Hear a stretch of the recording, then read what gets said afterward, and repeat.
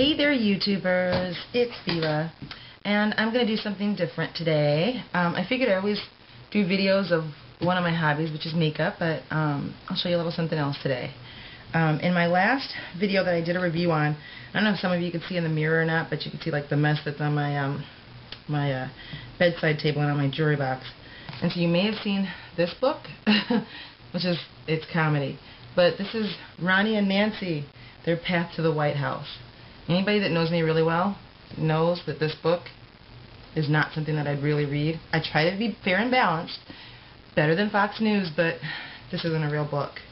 It is a little stash box. It's just my cab fare money. But I keep it around because, of course, no one would know that it's there. Not like I'd invite many people into my house that I'd worry about them stealing from, but really it's so my kids don't add to their allowance boxes before I actually give them their allowance. So then I figured I'd show you some of the other things that I'm reading this week or going back to reading or reading this month. I left one in the garage, but I read The Mistress's Daughter last Saturday.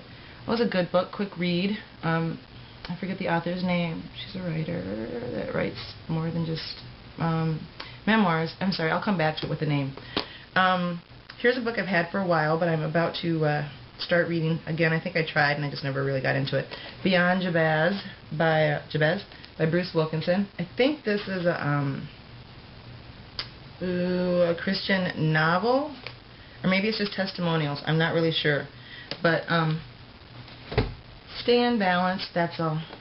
Wounds of Passion by Bell Hooks. I've read it time and again.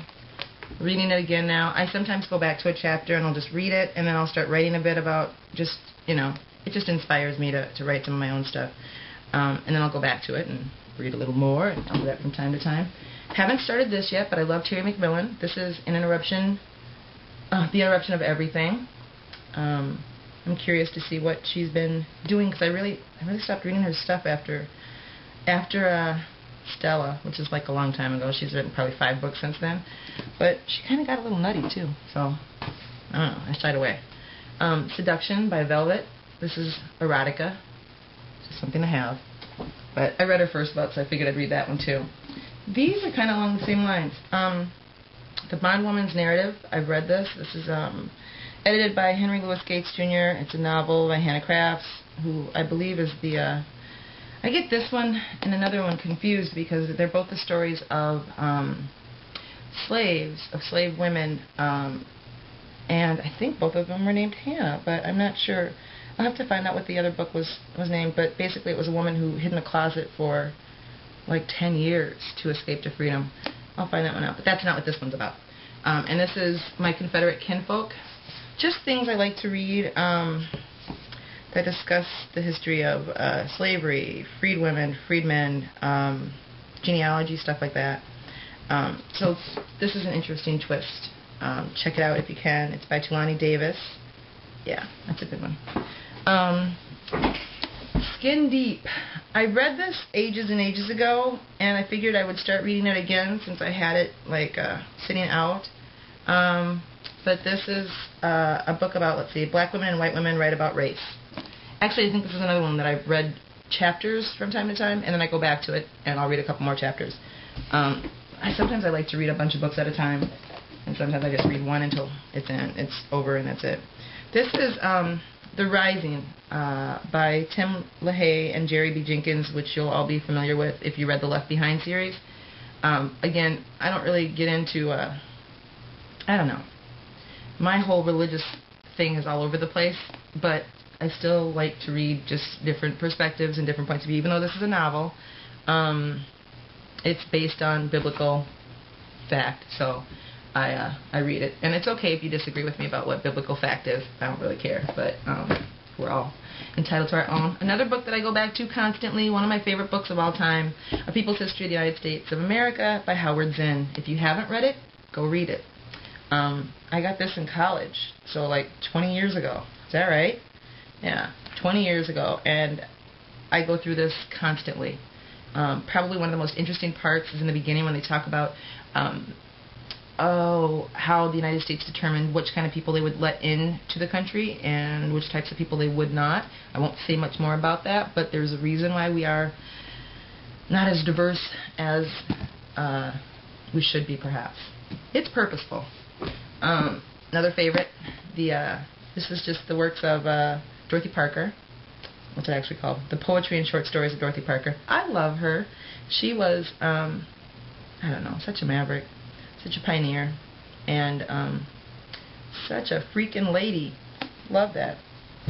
Well, that's sarcastic, but it's still real. Tell My Horse by Zora Neale Hurston. I've read this in all of her books a gazillion times, but you can see it's pretty yellowed and well worn. Just another one that I'm reading again because it's along kind of the themes of stuff that I'm checking out right now. Shake Loose My Skin by Sonia Sanchez. New and selected poems. This is great. You guys should get this too.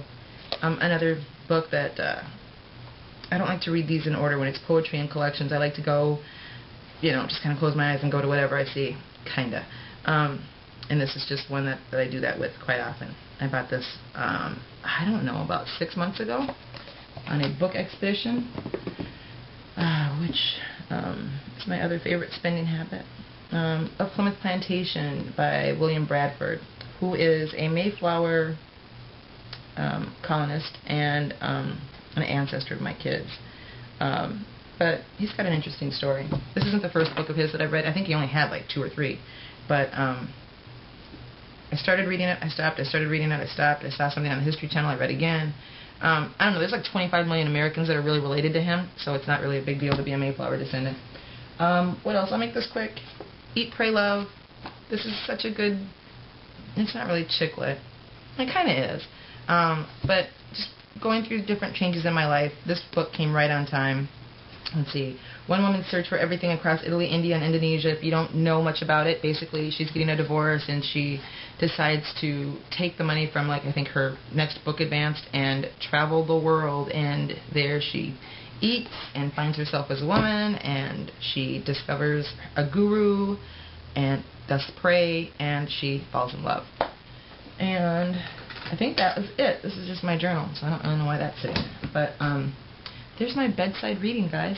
I hope you're all having a lovely day. Yeah, it took me 2 days, did I already say that, to do this because I went out to happy hour with some friends from that I went to high school with.